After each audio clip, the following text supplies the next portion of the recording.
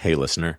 So before we begin today's episode, I just wanted to mention something really quick. Right before we recorded today's episode, our guest and I, and Gavin, had a long, teary talk about the world and how hard it is to be creating anything, let alone comedy, at a time like this. And it's not an uncommon conversation. I'm sure many of you have it daily. Various text responses like, well, the world is on fire, but I guess we're okay. Responding to the how are yous and how's your family. And it's something Gavin and I have discussed at length is, do we as creators, and I use that term loosely, obviously, talk about the horrors of the world on the show as they happen, or do we keep the show somewhat agnostic to them?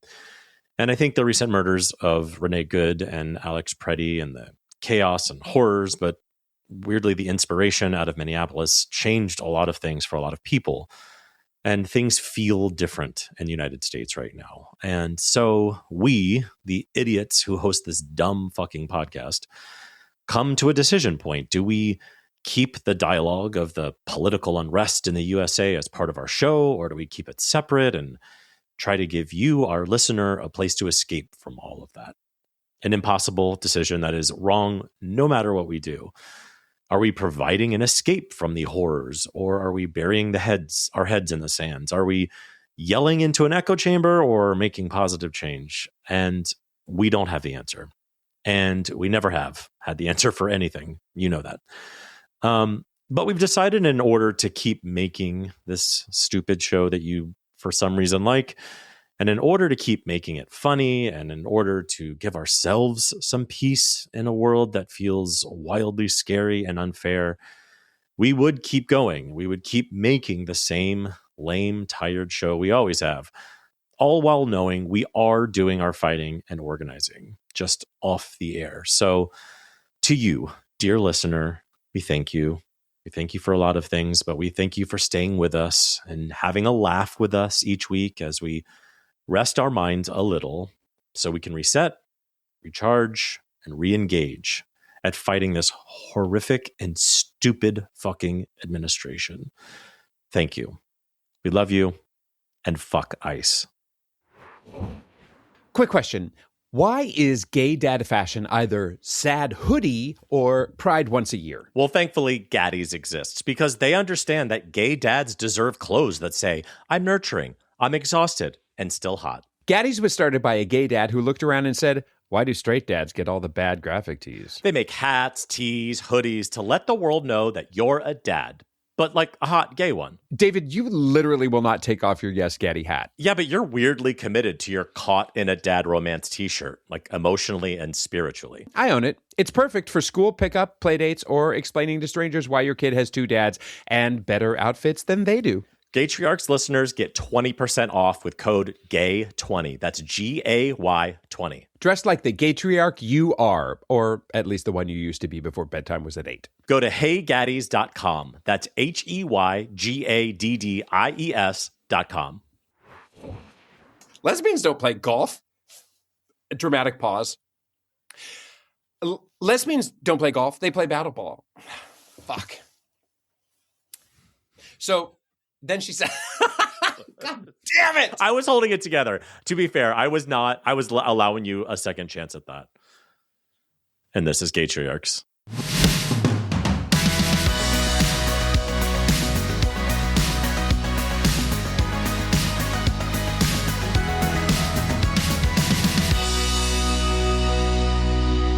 You watch TV with your kids these days, don't you?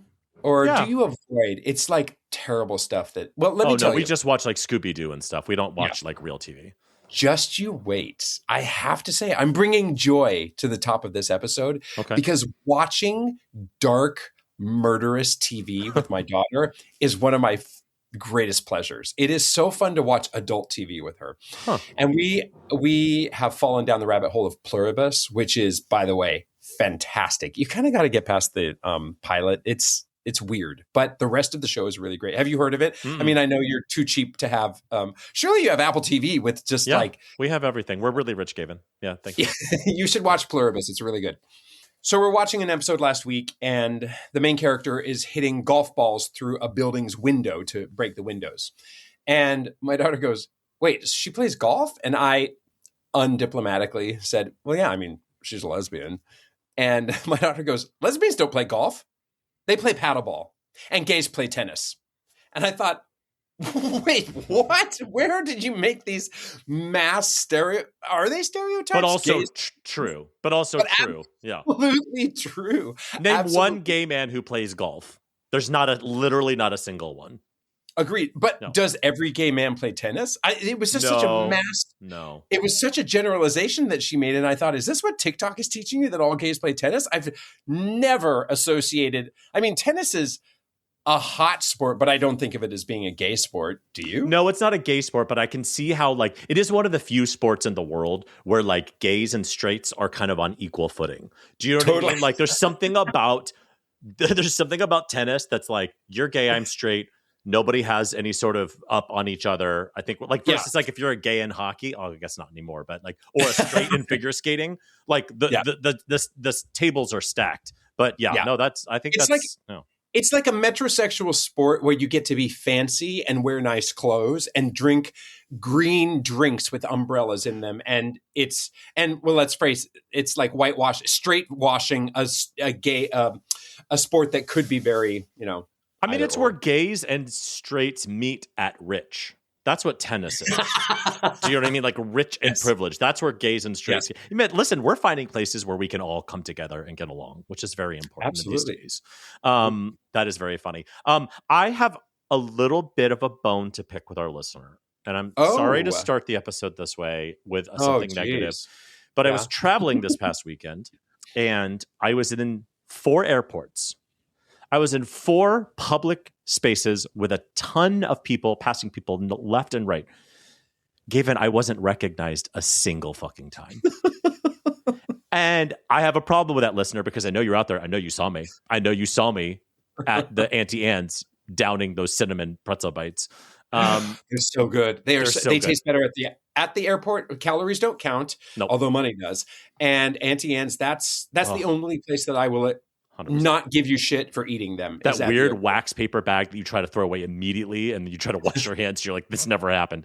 But I have to say, you remember last week's episode where I spent about 24 minutes ranting about older parents saying you're going to miss this and romanticizing the past?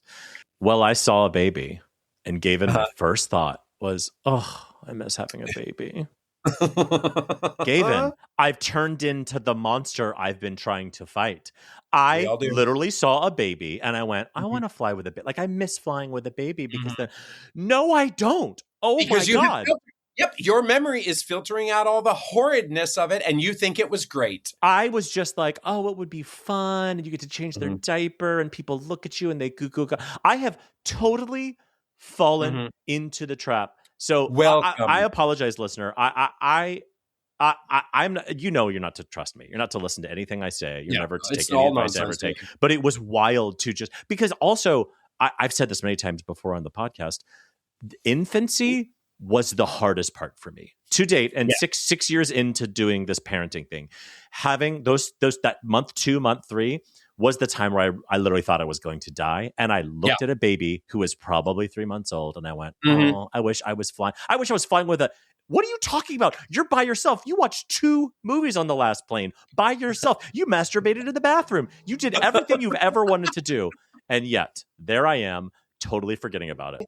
Wishing that you could just drive a stake through the heart of all of that pleasure you gave yourself on an airplane. What a piece of shit I am. Truly. But you know what else is hard? And this is something you and I just a little bit talked about before we started recording. We've never talked about the transition from going from having a daycare kid to having a school-age kid when it comes to scheduling. I'm so glad you brought this up. This is the second year I've been doing this, and I'm suddenly realizing the enormity of summers and spring break and holiday break and teacher's day off and all of this shit where I was like, oh, I'm getting free childcare. No, you're not. You're getting free childcare until 2 and then you pay for it until 6 and then they're off every other Monday for a school teacher thing. And then in the winter and then this and it is so much harder because next topic, summer camps. already. Yeah, welcome to it all. It is so hard to keep up with. But wait, let you please rant, and I know exactly how to respond, no matter what you say. Please rant. Have you ever hosted a podcast before, Gavin? Do you know how? Maybe you just say that in your inside voice, and you just let me continue building the momentum to where you swoop in. Okay, but all I'm saying is, I have people on our neighborhood Facebook group saying like, "Oh, like, did anybody get into this camp because it said it's already sold out?" I went, "Sold out. It's January 23rd." And here's the lesson I'm learning: yes, bitch. If you didn't already sign up for 2026 camp in 2025, you're fucked. You're going to the busted ass camp that nobody wants to go to, that is run by like ex-cons. I am so stressed out about this camp thing where I don't know where to put him. I don't know where his friends are. It is such a fucking stress ball. Now it's your turn to talk, Gavin. Being a consummate non-planner in advancer, I can tell you that every single year for the last 10 years, I've had that panic in January. Then it subsides for February and March. And in April, the panic rears its ugly head again. And even though I do not live on the outskirts of New York City, where the aggression of summer camps is probably exponentially higher than it is where I am, my kids have all ended up going to the busted ass camps run by ex-cons. And you know what? It's fine. I have, in my back of my mind, I always think somehow, I am genetically programmed to think that airline tickets and summer camps will somehow magically be cheaper if I just put it off. And candles and rugs also. I can tell you, they never do get cheaper. So then I end up paying absolutely full price, and more full price than Jenny and Melissa found in January when they did sign up, when they said it would be 4% off if you sign up now for those advanced planners. But I can tell you, David, just take a chill pill. It's gonna be fine. Your kid will learn very important life skills from ex-cons. It's gonna be fine. The aggression of summer camp sign up in January is an atrocity on our society. So you're saying just ignore it and it will go away, like the blood in the toilet every time I go to the bathroom. Until April, and then you won't be able to ignore the blood in the toilet anymore. You'll go to the doctor, and the doctor will be like, "Oh, you just need to drink more cranberry juice or something like that." Or why didn't you come to me 5 months ago? You're gonna or that. Yeah. I don't even know what to do. We're also in a new neighborhood, so it like in our last neighborhood, I kind of knew what the camps are. I knew which ones were the good ones, and which ones had late drop off, and all the kind of things. I don't know anything here. Also, I want my kids to go to the camps that their friends are going to. One of them, Gavin, is $3,000 a month. Well, is this caviar camp? When it was like something like $800 or $900 a week. I was like, you can fuck right off, because that is, I would hire 6 babysitters and it would be cheaper. What is the $3,000 camp? What is it? Oh, I don't even know. I literally saw the price and I was like, oh yeah, you can go fuck yourself. But anyway, for those of you parent out there who are struggling with summer camps and figuring out, I don't have any advice for you. We have no answers. We have no answers for you. There is no. It's okay. It's airline summer camps in Disneyland. I just think they all piss me off because I feel like somebody out there is getting a better deal than I am, and that makes me so mad. I just hide my head, drink my wine, and put off the decision until it's too late. And then again, my kids end up at and the housing market. That's another one where you're like, when is it going to get lower? No, babe, it's never getting lower. Never. You miss the train every day. You miss the train. Yep. It's going to be fine. It's going to be fine. You know what isn't going to be fine, frankly? So the other night I was having dinner with friends who were coming through town. And one of the friends she's not a teacher. She's an administrator at the regional level of a school district in Colorado. And she asked my daughter, how many kids at your school, high school, mind you, how many kids at your high school drink? And to my shock, my daughter said, probably like 65 or 70%. And I'm like, wait, what? That's a lot. We have not talked about this. Also, what? She still, thank God, has the opinion that kids who smoke and drink are bad kids. And I'm like, thank God. Keep that as long as possible because it's going to flip real quick. It's going to be like, ooh, the sexy ones drink and smoke.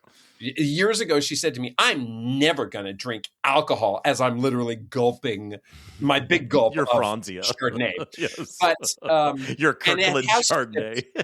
It has flipped to a couple of months ago. She said something to me along the lines of, I can't wait to go to parties when I'm a junior. And I'm like, okay, thank God. Well, anyway, she hasn't indicated any interest in drinking, thank goodness. Anyway. And then my friend said, how many of your friends vape? Or how many kids at the high school vape? And then she said, 95%. And I'm like, whoa. Wait, what? Wow. Now, I do think she is vastly exaggerating, but I don't have scientific evidence of that. And that was shocking to me that she was so nonplussed about it. I mean, so far, I haven't exactly seen vape pens falling out of her backpack. And I really don't think, I mean, I don't know, maybe my head is in the sand and I need to be much more proactive about this. But I thought, what? Then the other friend who was at dinner is a doctor. And that's turned to a conversation about vaping versus smoking.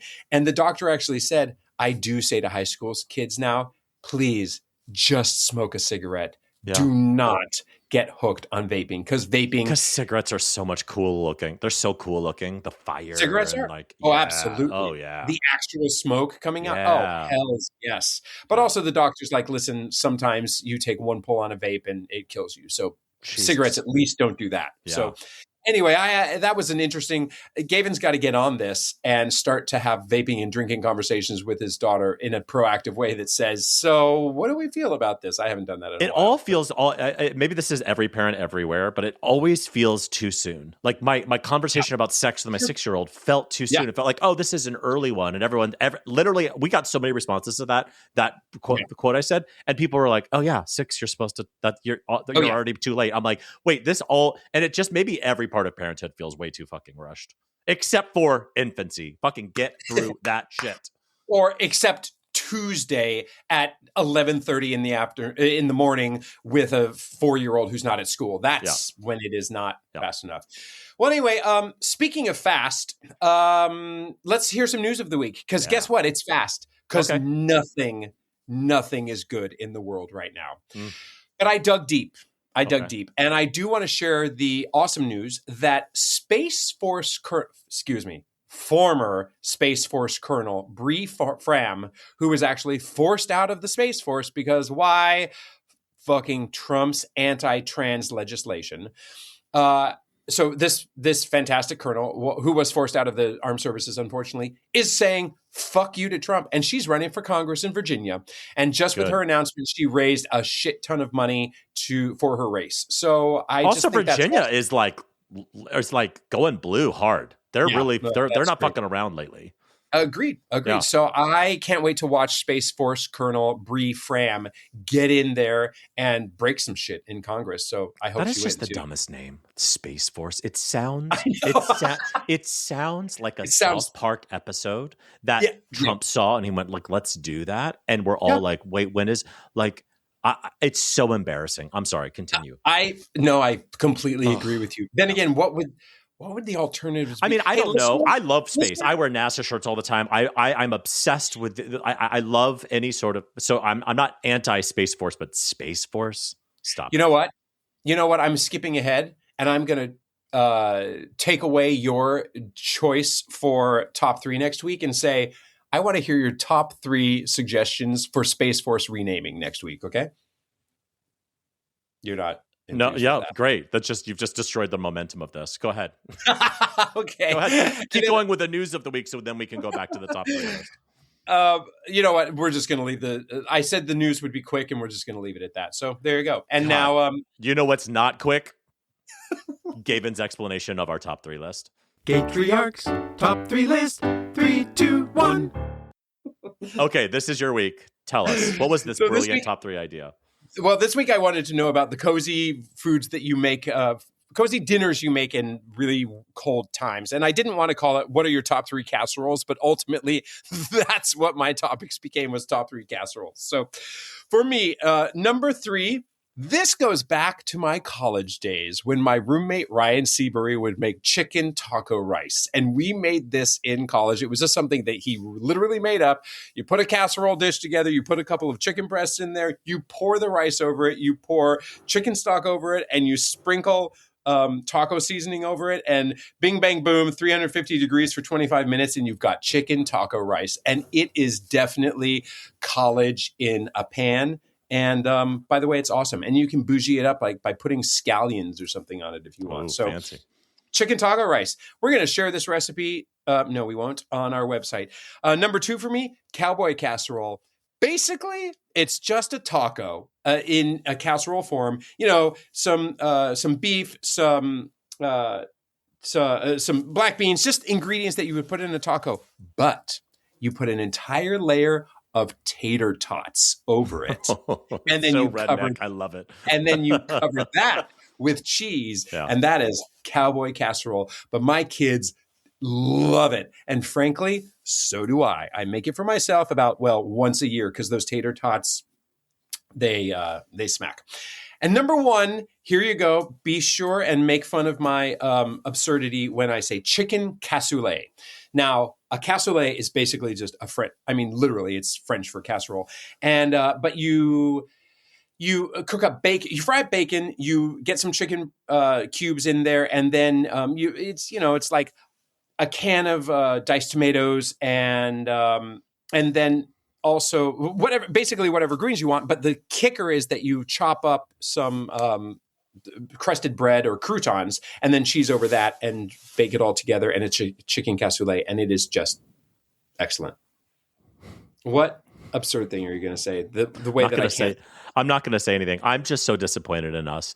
This has been the weirdest 2 weeks of top 3 lists. My husband even was like, top 3 soups. What is the matter with you? And I was like, I don't know. We're really scratching the bottom. So, hey, listener, send us your top 3 list ideas.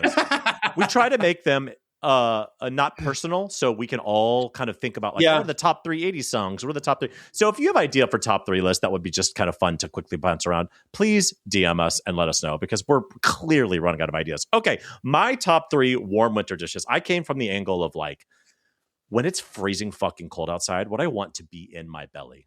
Other than you know what. So number 3, chicken pot pie. Baby, let me crack into a chicken pot pie. Ay, Dios mío. Number 2, chicken pot pie's redheaded stepchild, shepherd's pie. Fuck yes. Pop that baby in the oven. I love it. And number 1, it's a little Christmassy, but I still think it works for the winter. Baked apples. Literally do nothing. You just peel an apple. You fucking sprinkle some cinnamon on top. End of list. Put it in the oven for like an hour. It's fucking incredible, and your house smells amazing. Okay with that. We're going to do better next week. Are we doing the Space Force thing next week? Top 3 renames of Space Force? I want to hear what your top 3 renamings of Space Force. All right. So, and if listener out there, if you hear this and you want to submit your ideas for renaming Space Force, please DM us because I want to know what you had to say. And if you guys have some great ones, we'll add them on. Also, Gavin, I am officially saying on the airwaves to all of our listener, you are forbidden to use ChatGPT for this prompt. You have to come up with your own. I've already written one right now on my own, and I am not on ChatGPT right now. And how dare you? I've only used that once, and it's not ChatGPT. It's Anthropic, Claude, who is my significant other in this world. That's so sad. This week, we are pained to say we have sunk lower than we could have ever dreamed, mainly because our fragile male egos don't want to admit just how indebted we are to this fucking person for our very existence. She's never wrong. Always packs a boatload of guns ablazing, never backs down from a petty fight, but she will bring a knife to cut a bitch in defending her friends. She's a fierce mother, podcaster, ally, and defender of justice as long as it's her justice. Welcome back to Gaytriarchs, the queen of justice in the world of true crime, Ms. Ellyn Marsh. What an intro. I think, let's see, I've known David for 23 years. I've known you for like 15 years. I think that's the nicest 30 seconds I've spent with you two collectively. Legitimately. And who do you think wrote that intro? Do you think it was me? It was me. It was Gavin. It would have been way meaner. It would have reared back to some 1998 trauma. David asked me, "Will you write the intro?" And I'm like, "I'm not sure I'm the one to do it. Actually, it might be too nice because I'm too afraid. I'm too afraid of Ellyn. You're literally too afraid. Honestly, here's the thing, and this is what I would love to impart on everyone, is you're right. I would cut a bitch for either of you. I would do anything for you, but I also want you to live in a little bit of fear at all times. Yeah, for sure. Or else the power imbalance. You're a white man. If that is the point of your life, you have succeeded and you can just check out now. Yeah, my intro would have first been like, "Hey, Ellyn, on April 6th at 2:45 p.m., you rolled your eyes at something I sent you. Explain yourself. Welcome, Ellyn Marsh." Yeah. David, have you ever told Gavin our one phrase whenever somebody crosses our path in a sideways direction? So whenever somebody crosses our path, or whatever, you lower your voice a little bit. You lean your body slightly forward. You make direct eye contact, and you say, "Why do people fuck with me?" Yeah, because it's never going to end well. It's never going to end well. Welcome to the show, Ellyn Marsh. You are a repeat. This is our second time of being on the show. You'll get a coat next time in 2 more appearances. I can't wait. I am really happy to be here with you guys. And everything is fine and good. Everything's fine. Yeah, we didn't just spend the previous 30 minutes complaining and freaking out about the state of the world and how we are in these positions of making comedy shows in where people are getting murdered in the street. Because we don't know what else to do. But in the spirit of things not being okay, how is your daughter not okay this morning? My daughter thinks I'm a millionaire.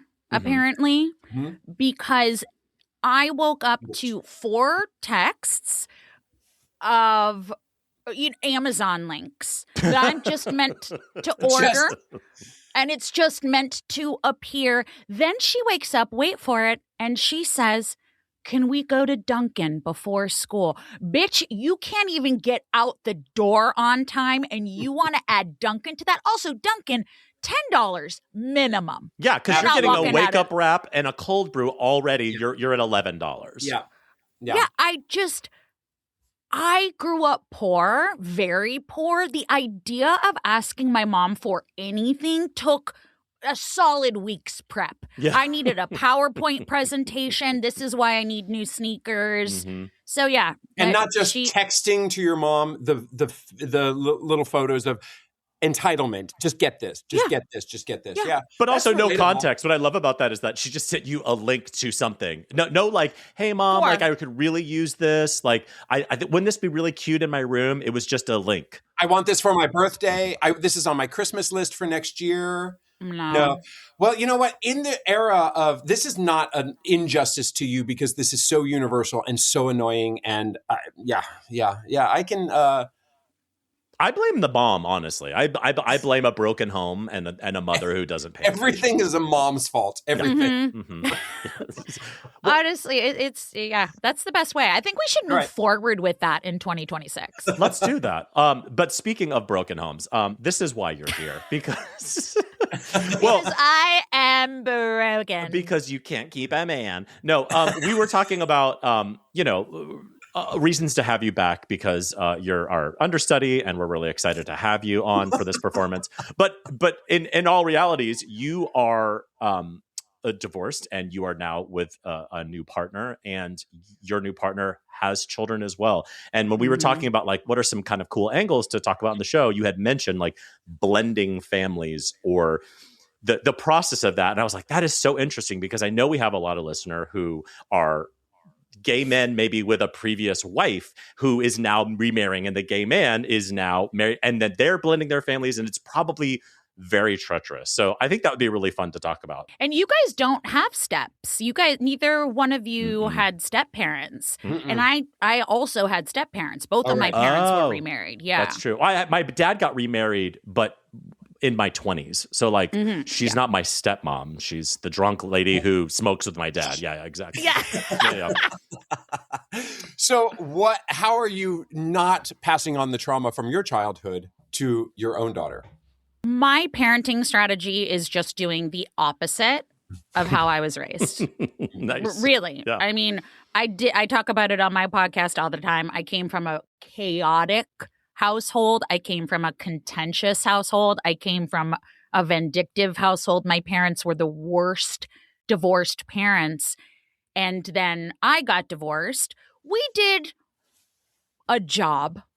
We didn't do a good job, but we didn't do a bad job. And, you know, I accept whatever responsibility, but I always had this idea that we would be that cool new normal family where our partners would come and we'd see each other at the school play and then we'd all go out for ice cream.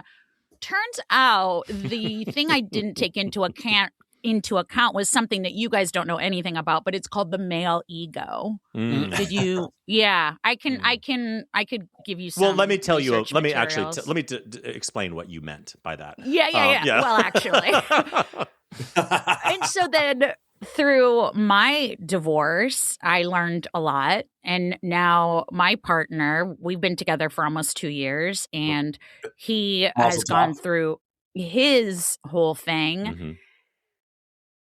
And it's not great. Yeah. And it's hard to watch and it's hard to be on the sidelines. And you both know me so well. Sidelines is not where you stand. There's literally, Ellyn has never seen a sideline in her entire fucking life. And so, well, with my ADHD diagnosis 6 years ago, I kind of learned about justice sensitivity because I always wondered, why am I like this? Why am I like this? Yeah. Why do I see things and I can't even explain it? It physically makes me upset. I've always said that I'm a doormat when it comes to myself, and all of a sudden I turn into some WWE person when it comes to someone else. So it's really hard to watch the person that you love make the same mistakes or go through the same things. It's actually like torture. Yeah. It's so hard. And I feel like I watched you do what I think a lot of people who go through divorces do with their children, which is they're having this kind of spousal issue, right? Whatever the divorce is, but also just the process of divorce and all the things. And then you have these moments of just like, fuck you or whatever. And then you have to look at your child and you have to go, what am I going to filter for them? What am I going to hide from them?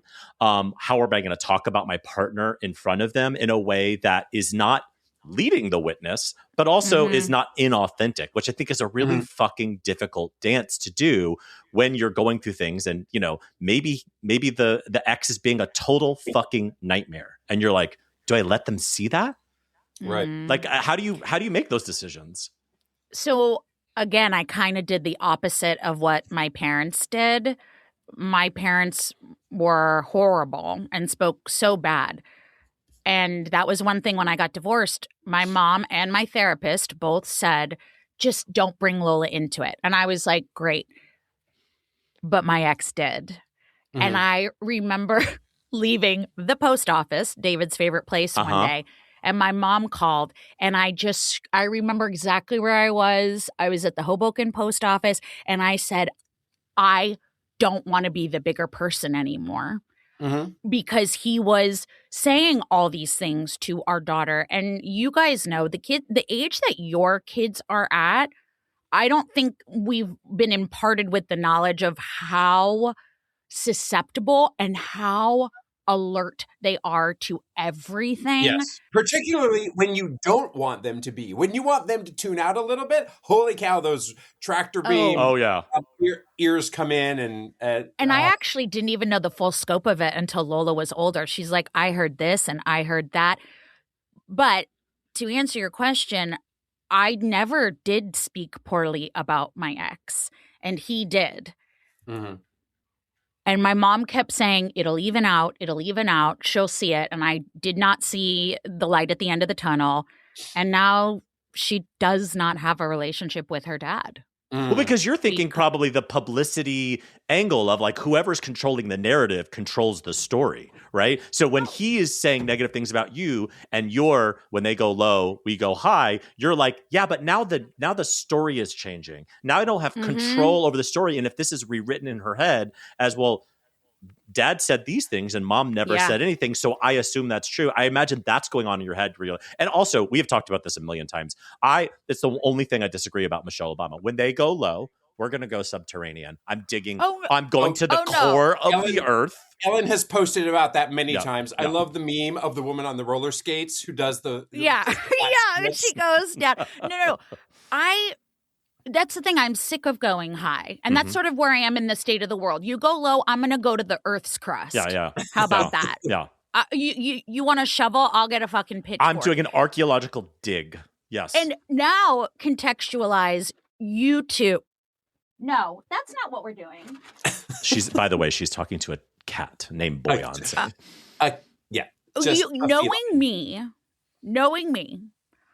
Imagine my daughter, 7 years old, saying, well, daddy said this and this and that.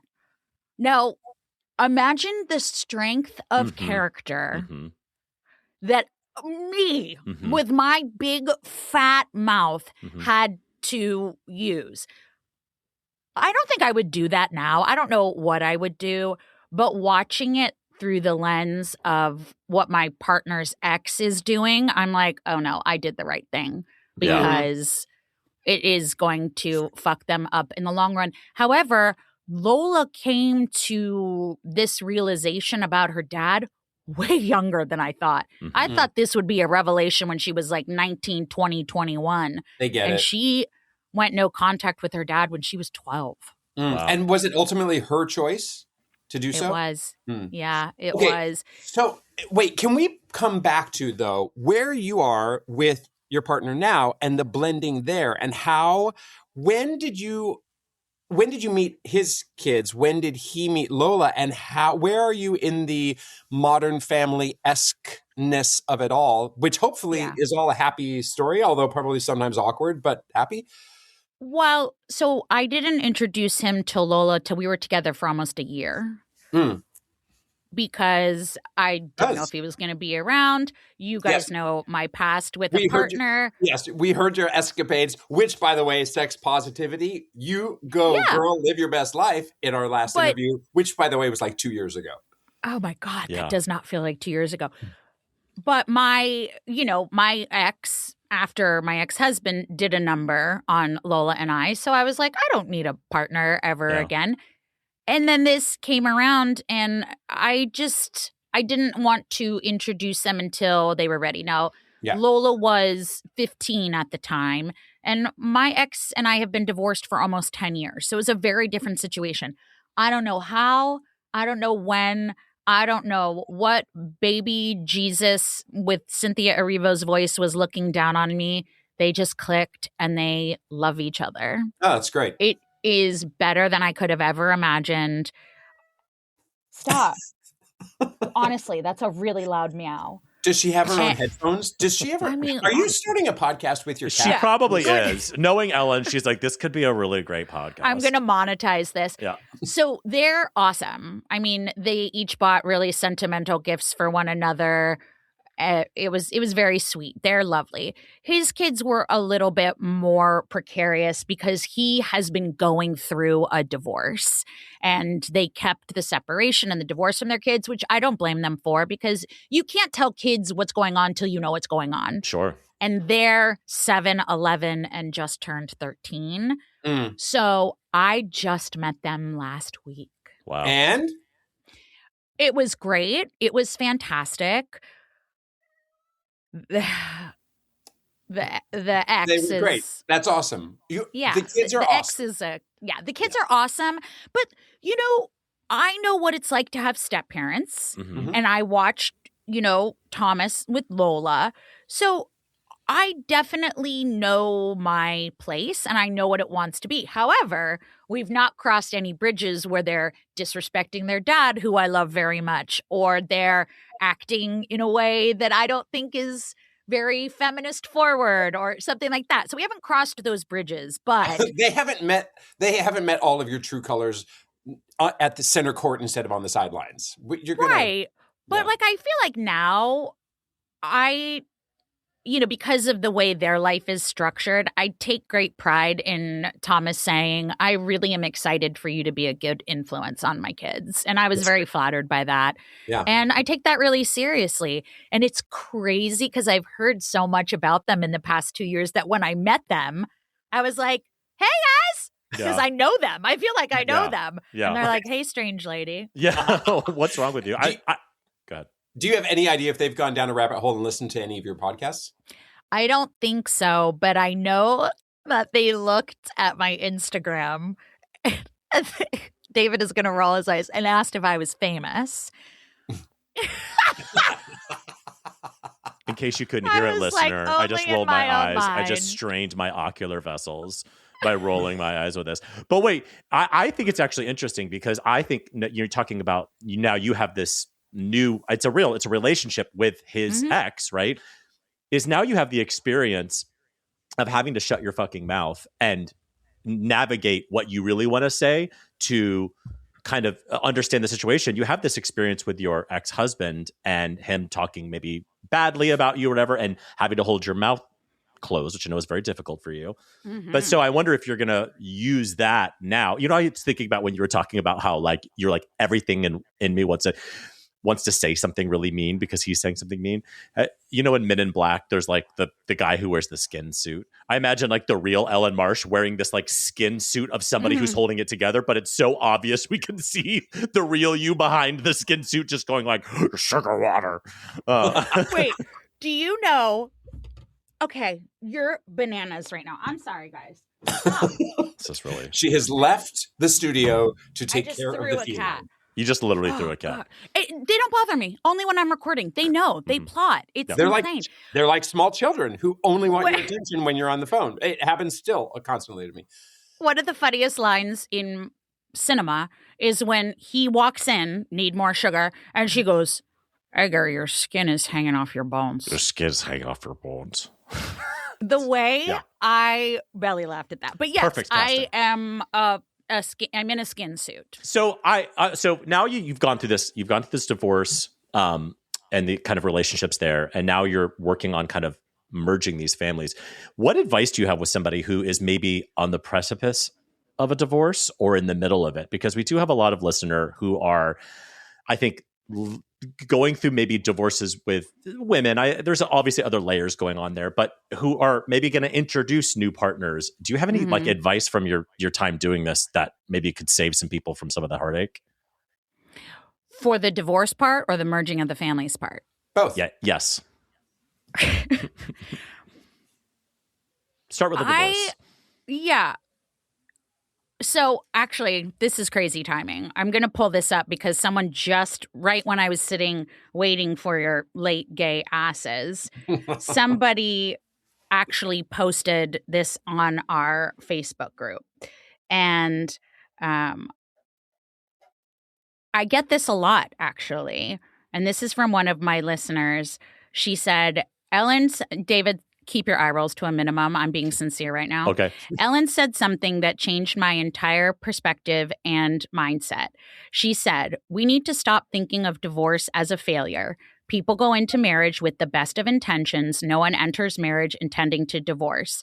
But we should view it as a success because when people get divorced, it's usually the first time in your life that you make a hard decision and put yourself first, and you get a chance to start over and go forward in any way you want, putting yourself first.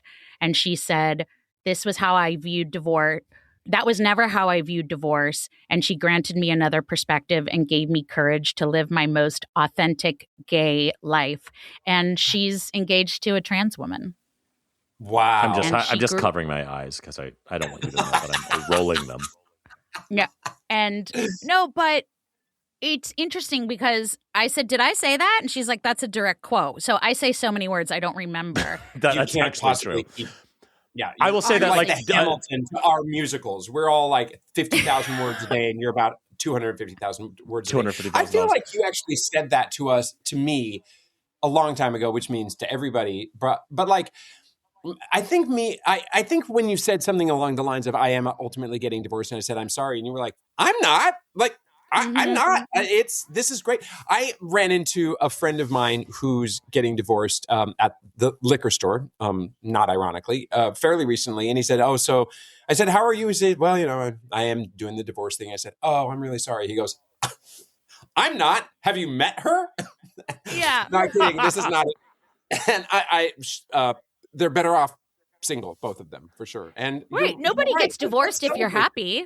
Yeah. But also, I mean, my Lord and Savior, Dan Savage, says this all the time, and it was literally life-changing. And he was saying, this is not exactly the same thing, but he always says, like, the success of a relationship is not in its length. You can have successful short-term relationships. I think we have all probably had boyfriends and girlfriends for, couple of months here, maybe a year or two there, and it ended, but it was fucking great. And I think of it fondly, and that is a successful relationship. And now, it makes your life richer. Yeah, and it makes your life richer. And like, to have exes that you stand behind, that you're like rooting for and will root for you is a sign of emotional maturity.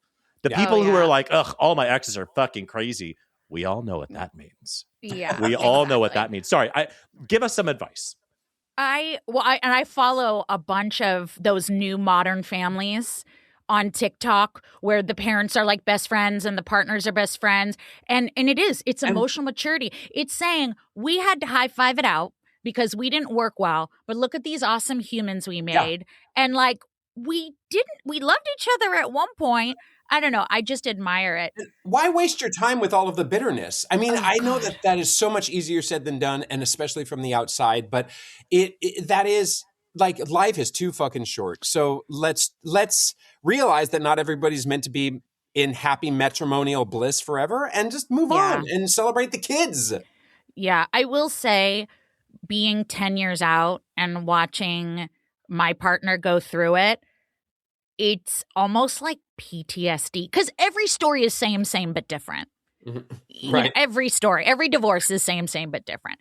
In terms of advice, who the fuck am I to give advice? This is I've what been I'm saying doing. that literally for years, and you've built an entire like a 7-figure empire. But sorry, continue. I mean, but this is actually what I told Thomas. Thomas had Achilles tendon surgery. He's in a cast, and his divorced parents were at his house yesterday, both divorced and remarried and cool. And they do holidays and they're fantastic. Obviously they're, much older and they've gone through their bullshit. But I said, you know what? We have to let the kids lead this. I'm going to go.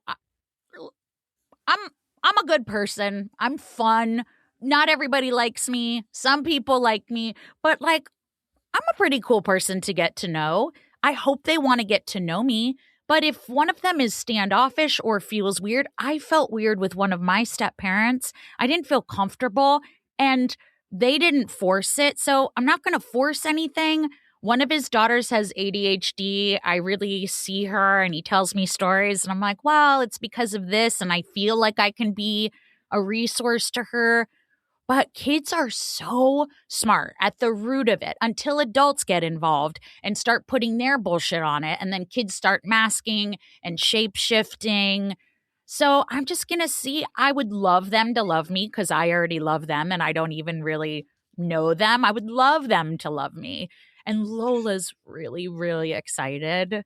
That's she's great. An only child and she loves kids. She's awesome with kids. But I'm not going to push it. Yeah. If they want to ask me for advice or they want me to take a motherly role, I would love that. But they're not my kids. But Lola was not with you when you met them last week, right? So that No, she wanted to be. She had rehearsal. She's Madame Thénardier in her high school production of Les Mis. I don't know if you read about it in the Times. Yeah, read about it. Yeah. And she was really bummed, but she asks about them. She always asks to see pictures and everything. I really just think it is a constant work in progress. And I said a very freeing statement to Lola about 6 months ago, and it really clicked for her. And I don't even know where it came from, but we were talking about being accountable and messing up. And I told her that this is my first time being a mom. At my big age, I've never done it before.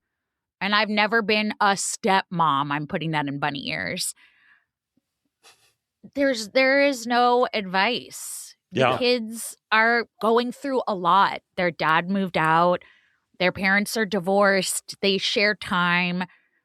And I know that's not something that you guys ever went through, but it's confusing and it's weird. However, kids are much more malleable than we give them credit for. So let them drive, but we don't have to think of carrying them with kid gloves and silk gloves and thinking that they are so fragile. We actually need to, I think that, is it a yes and where you say, leave them out of it as much as you can, but at the same time, you don't need to protect them from so much because they're going to figure it out anyway. So you might as well help write a healthy narrative along with them. Right? But we also want them to be funny. So make sure there's a little bit of trauma sprinkled on top. Trauma, just a little bit, because being funny is important. it's funny you say that. I was literally saying this morning to my son, who is 6 years old, and I have a 4-year-old, and I was looking at him we were arguing about something, and I was like, dude, I'm sorry. I'm a first time parent of a 6-year-old.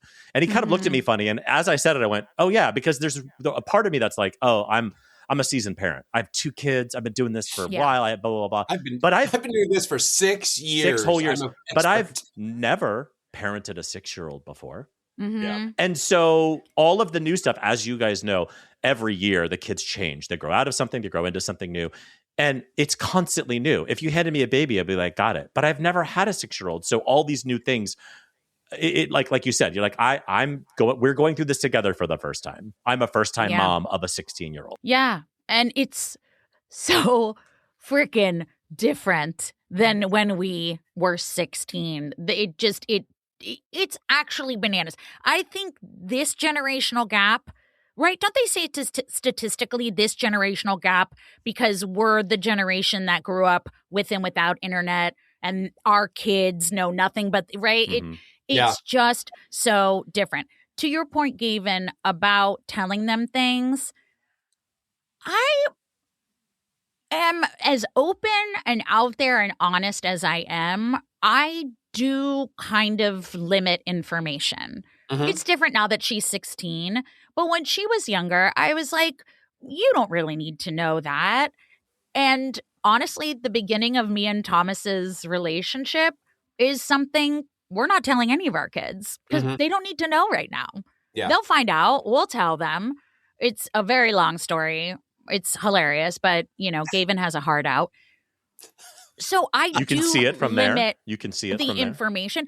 But if I'm asked a question, I do tailor my answer to say, how much information can I give you so you're satiated with the answer, but also I don't have to expose that I'm a dirty, dirty horse slut. Or that they can contextualize. Because if you talk about things that just literally because they're too young, they can't quite understand the nuance of whatever it is. And then there's follow-up questions. Oh, God. Endless and we're trying to avoid our children talking to us at all costs. Yeah, stop asking questions. To clarify the teensiest bit, I guess what I want to say is we're not sugarcoating it in a Leave It to Beaver sense of nothing's going on, everything's perfect. And it's okay for the kids to know that you might be going through some hard stuff. These are some hard realities. Life is not a Disney movie. Yeah, right? That's kind of what I do. I also have always made it a habit. Maybe this is a piece of advice. I've always made it a habit to check the starting point. I remember when Lola first asked me about 9/11. She was little. She was like 5. And she said, what happened? What was 9/11? And I said, well, what do you think it is? Mm-hmm. Same thing when she asked me where babies come from when she was 3 years old. Mommy, how do babies come? Well, how do you think? So I need to know the starting point because obviously kids are stupid. They're so dumb. Mm-hmm. But like, how dumb are you today? Yeah. All right. Yeah. So speaking of kids being dumb and whatnot, what's it like having a daughter who is taller than you? Maybe smarter, maybe totally more talented, prettier. Well, she's way prettier. You all have no idea the lack of ego I have saying this. She is so much more talented than I was at her age.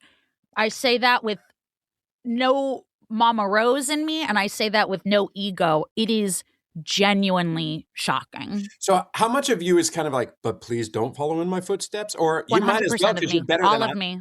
You're better than me, so go for it. Oh, okay.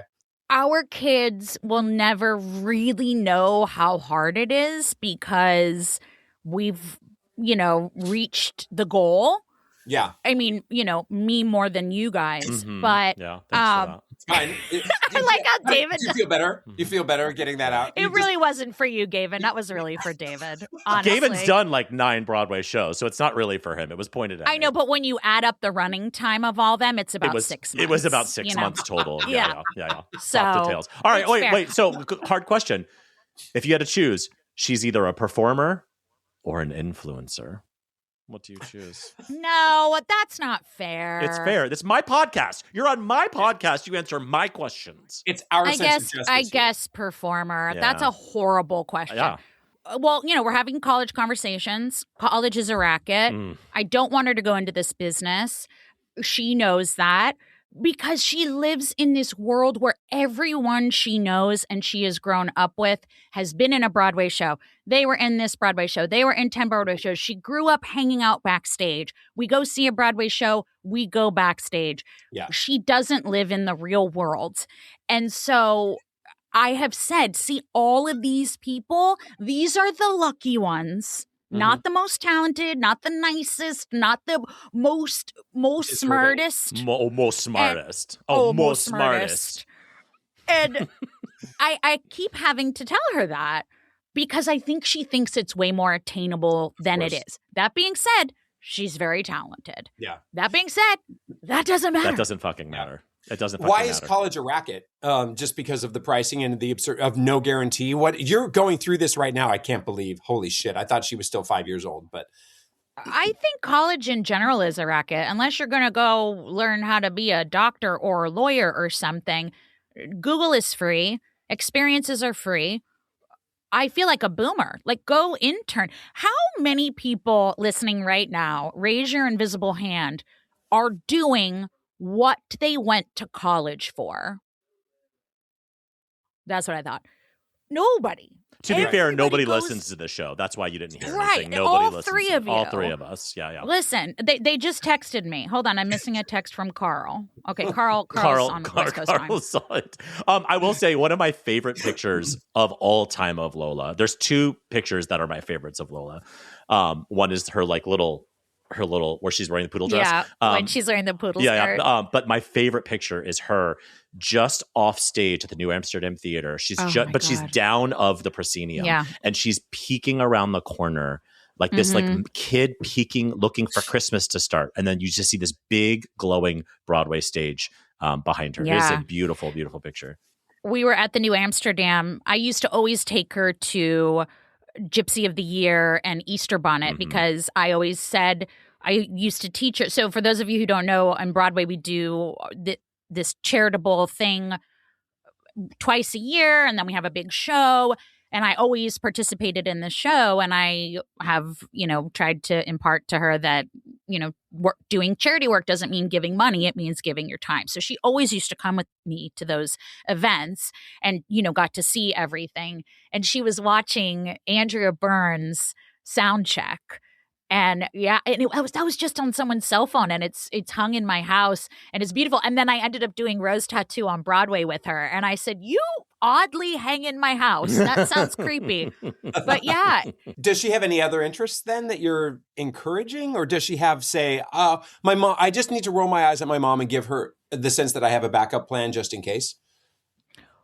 No, she does have a legitimate backup plan. She's really great with kids. And Great. So I told her that if she did go to college, she can't go to a conservatory, and she needs to get a real job. You need to have a real major. So education, and she's fantastic at it. You should see her with kids. Like, it's just magic. And we went to our friends for Christmas, and she has a 5-year-old. And I guess the next morning he woke up and he was like, "Where's my Oh, that's awesome. It's adorable. So, You think there's a world that she's going to be able to work in 5 years. You think it's adorable? I think it's adorable that you think a world will exist in 5 years.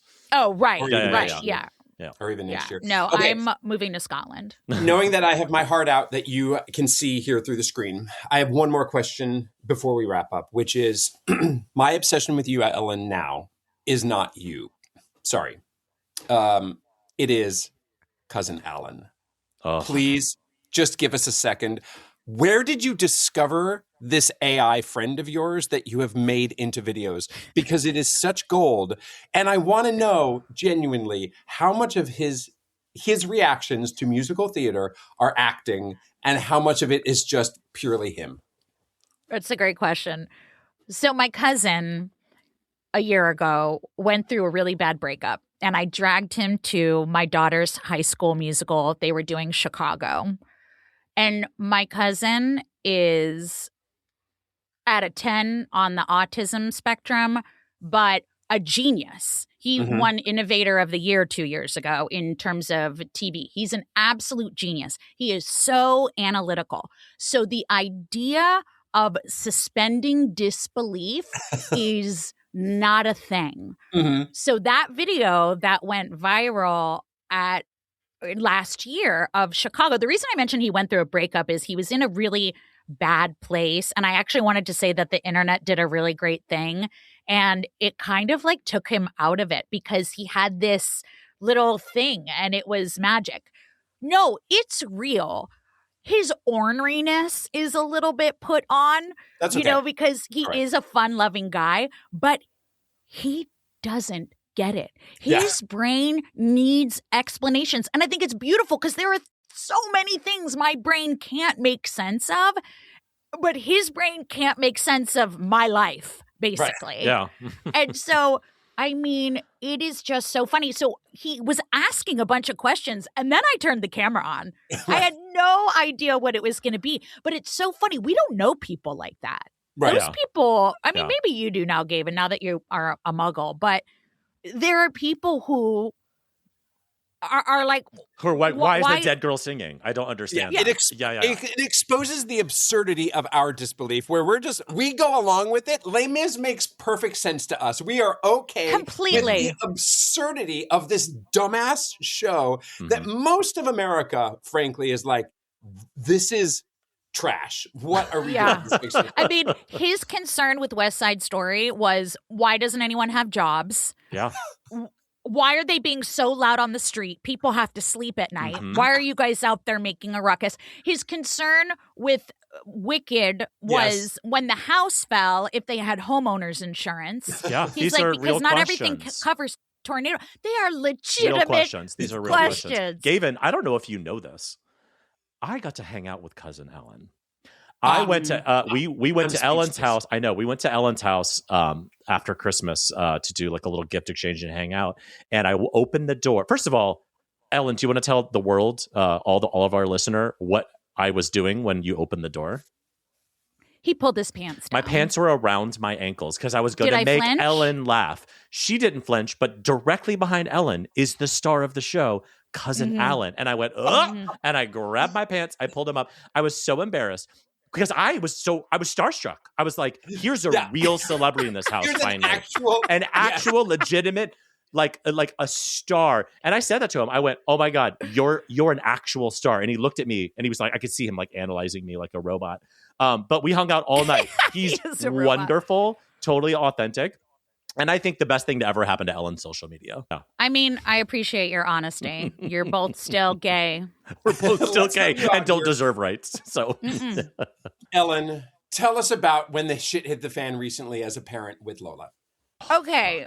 I think my personal parenting badge comes because all of my daughter's friends call me Disco Mom because they think I'm so cool and like, whatever. But wait, there's more, David. You're going to like this. So they think I was around and like a disco.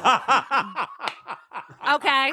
So you like that. They're like, yeah, I feel like she was like a what disco was Studio dancer. 54 like? Like, tell us what it was really like. Oh my God. Tell me about like when like you got the right to vote. Like Gloria Gaynor. Oh my God. What was she like? I think that shit hits the fan when, oh my God, I don't know. She's just sassy, but she's sassy because I'm sassy. So it's my fault. It's my doing. I can't get mad at her. It's the mother's fault. Yeah. It's always the mother's fault. Can I actually change the question and tell you a really good story about a parenting win? Please. I'll tell it fast because he's got a heart out. Tragically, 2 girls in my town were killed by a car. A young man intentionally drove into these 2 girls. One girl he was stalking. I live in a very small town. It was very sad. One of the girls was Lola's friend. They were in a cappella together, and they were doing The Great Gatsby as their school play. And this girl, Bella, was in it. And in The Great Gatsby, Lola worked really, really hard. She's never been in a play. She worked her ass off, and she was cast as Myrtle. In The Great Gatsby, Myrtle gets hit by a car. Oh, yeah. And Lola and a bunch of the kids went to the administration, and Bella was in the show. One of the girls who passed was in the show. And they said, we don't think this is right. Bella's not in it. We're not a full company. Also, we shouldn't be portraying a car accident on stage. It was like a month later after this tragedy happened. And Lola and I talked about it, and they had like a meeting around it. And all of these kids had their little baby egos wrapped up, and parents got involved, and parents were like, it's my kid's senior year, whatever, what have you. I pitched the idea of a cabaret night. Anyway, they ended up doing the show, and Lola dropped out and didn't want to do it because she didn't want to do the show without her friend, and she didn't want to be a part of sort of re-traumatizing our community with a car accident. And that was her decision. I told her I'd support whatever decision she made. And so when they made the announcement that they were still doing the show, she didn't even text me. She just marched right up to the director and said, I'm sorry, I'm going to have to forego my role. And I was so proud to be her mom. Mm-hmm. So that's a parenting win. And I know it's a comedy podcast, but also, if I had my way, it would be nothing but nostalgia and sentimentality. So I am here for this, Ellyn. It's all your fault, and it's all thanks to you. So thank you for being awesome. Nothing funny has ever happened on this podcast, but thank you for wasting a good hour of my life by being here. Thank you for ruining a good 23 years of my life. But you know what? You being here and me being here, it lets me know how far I've come. So actually, thank you. And Gavin, I love you. You're a precious angel baby, but I will write the New York Times about it. Tell that story another time. I think you told that last episode. So all 3 listeners, you better know that story. Listen, guys, congrats on this little thing you guys do. How cute are you with microphones? Wait, just let me know when the monologue is over, and we'll end the interview. Okay, just let me know when you're done. Okay. Oh my God, thank you so. Okay, so my something great this week was a movie I saw on the plane at the airport where no listener ever saw me or talked to me. I watched quite a few movies because I was on quite a few flights, and I saw Spinal Tap 2, The End Continues. If you have never seen a Christopher Guest movie, he did Best in Show, Waiting for Guffman, Spinal Tap, obviously. His stuff is so funny, but it's all shot in this like fake documentary style. And it is hilarious. I did not love the first Spinal Tap, to be honest, but holy hell, this second one is so funny. And I was laughing out loud on the plane where like people were kind of turning because they were like, why is he laughing? And one of my favorite quotes was there's this like really douchey music producer talking about coming up with new ideas for music. And he was like talking about how he wants to come up with this idea called a cappella rap. And he said, but there's a very thin line between a cappella rap and shouting threats that rhyme. And I just thought that was a fucking brilliant line. So Spinal Tap 2, The End Continues. That's very descriptive. Yeah. My something great this week is because the world is a dark place, I have stumbled upon a really, really lighthearted, joyful Instagram handle called Dylan_skips. And it's this guy who is not straight out of being a calendar abs model, but he's one of those I don't know, aggressive, creative, dancey jump ropers. And he's he's stockier and he's very dancey as he skips. And he is making it very much a community of like, hey, come skip with me. I have no idea what his sexuality is, but he does wear short shorts. And he's just so joyful. And it makes me happy because this guy is doing it for the love, not for the influencership. And everybody should, we should all skip some more because it's really close to dancing. And I think we should all dance more and watch. And it's really gay. And watch Dylan _skips. He's, and by the way, that's actually an underscore, not written out. Anyway, as if you didn't know that yourselves. And that's our show. If you have any comments, suggestions, or general compliments, you can email us at GaytriarchsPodcast@gmail.com. Or you can DM us on Instagram. We are at GaytriarchsPodcast. On the internet, David is at David FM Vaughn everywhere, and Gavin is at Gavin Lodge on This Is My First Time Recording a Podcast. Please leave us a glowing 5-star review wherever you get your podcasts. Thanks, and we'll wear short shorts with you next time on another episode of Gaytriarchs.